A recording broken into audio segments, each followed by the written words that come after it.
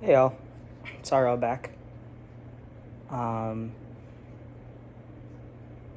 Shavua Tov. Hope for those of you that keep Shabbat had a wonderful Shabbat. Um, things are interesting Saturday nights. Um, Typically now would be a time that I would be just like all over, just like watching YouTube and anime and just like zombieing out. Because I would go like 25 hours without using those things. This time I'm not. So I feel like there's a stronger resistance to just not do those things right now. Um, I accidentally had 2 cookies without thinking last night. But I'm going to give myself grace, Shabbat dinner, Shabbat ta'anug. In the future, I'll be more mindful. Um, yeah. Um,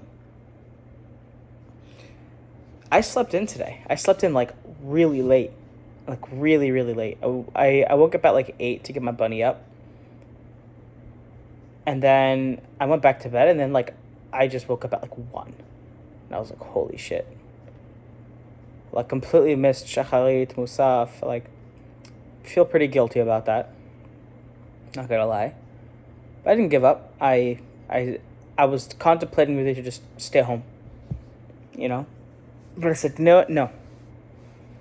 I'm not gonna stay home. I have to get out of the house. So I got out of the house and, came to Chabad where they were doing a Farbrengen, and it was like, dope. This is cool.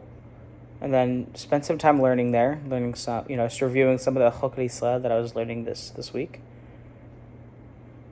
And then I was like, you know what, I'm going to stop by some of my friend's house. I stopped at my friend's house, and then we ended up going to my friend's dad, which is like really cool.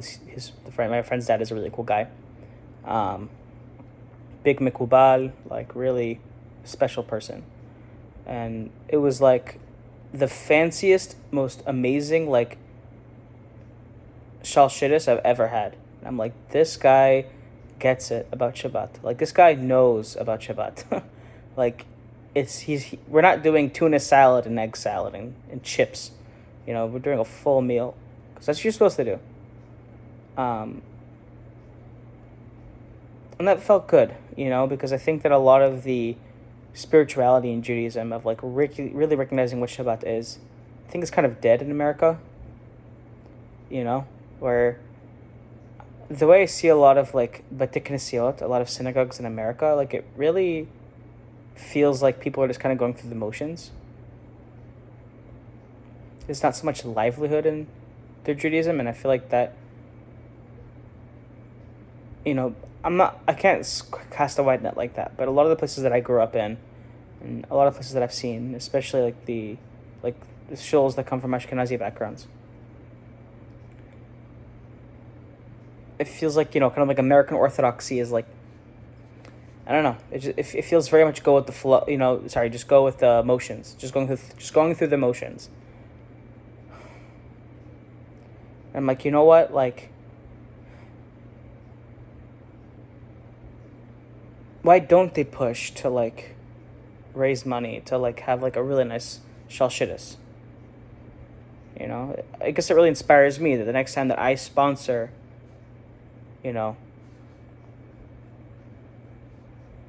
or I'm not going to sponsor next time I sponsor a kiddush, it will not be kiddush, it'll be shalshidis.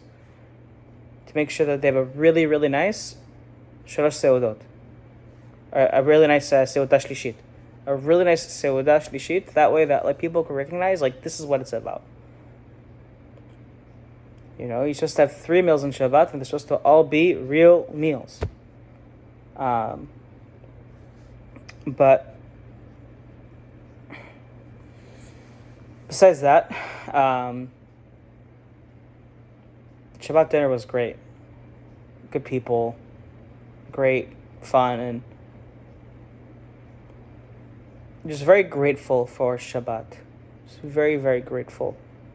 And now it's, doing Havdalah and having just like really getting into just trying to carry that energy for the next Shabbat and throughout the week.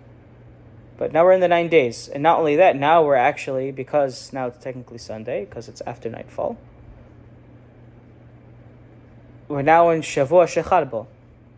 So now it's like very serious. Like, you know, you can't you can't sing, out loud. You can't, if you take a shower, you have to take a shower in cold water. For Sephardim, I don't know if Ashkenazim do. And yeah, it's just very strict. No haircut, no shaving. Ashkenazis were already doing this since like 3 weeks probably, or probably I don't know if it's like Rosh Chodesh Av probably, but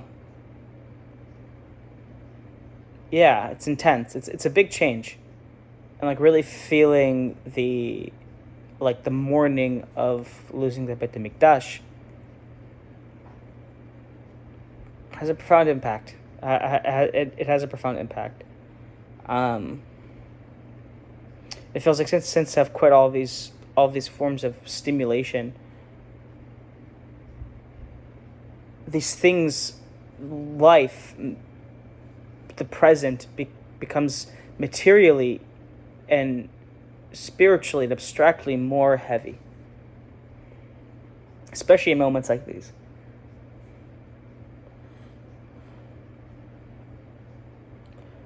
And I appreciate that. I deeply appreciate that. As for what I'm going to do tonight, I think I'm going to try to fall asleep. It's pretty late now. We'll see.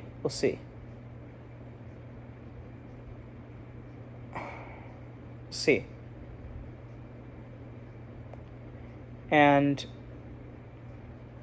tomorrow, I want to correct for waking up late today. I want to wake up on time tomorrow and properly, go to Beit Knesset and pray for Shacharit and say Kaddish for my mother.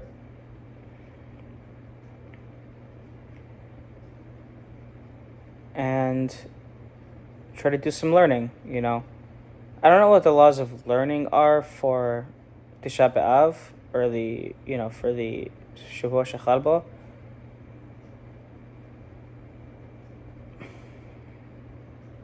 But you know what? I'm pretty sure. I mean, you're definitely allowed to learn about the laws of Tisha B'Av. I know that for sure. So after davening, I'll bring my Yalkut Yosef and I'll go in to look into the halachot of what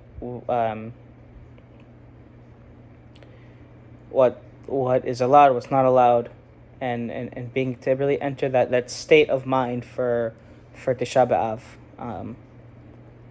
Because I think that it could be a very transformative experience, at least when I experienced it, when I really felt the destruction of the Beit Hamikdash and to remind myself that I'm in a diaspora, my ancestors have been exiled for thousands of years, and this stop we're just in America. My parents from Israel, my grandparents from Morocco, and my great-grandparents, and this and that, all the way till some of my families comes from the Spanish Inquisition. Some of them were still in Morocco, and weren't basically came there straight from Israel after the destruction of the Second Temple. So, it's just a stop on the way, and feeling that loss.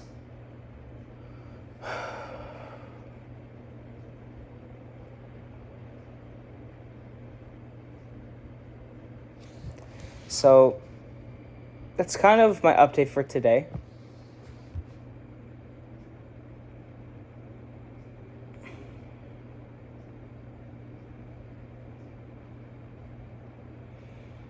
I think that's all I have. Oh yeah, I'm not in my usual setting. I'm usually in my library, but now I'm on my couch, my living room, because I was just like, I don't really feel like going to the library.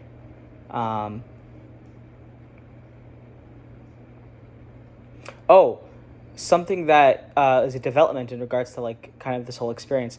I now I took I took two books in my library, and I have a collection of classic books and things like that, and things that I'm like, I really got to read this stuff. I have a copy of Shakespeare's sonnets in one bathroom, and then in our other bathroom, I have the Odyssey, which I've read the Odyssey before when I was in like middle school or high school. I don't remember, but like it was. I feel like when we read this shit in high school, we're like, fuck this stuff. Like I can't stand it, because it's for school. And I'm like, you know what? No, this time I'm actually gonna read it for what it is.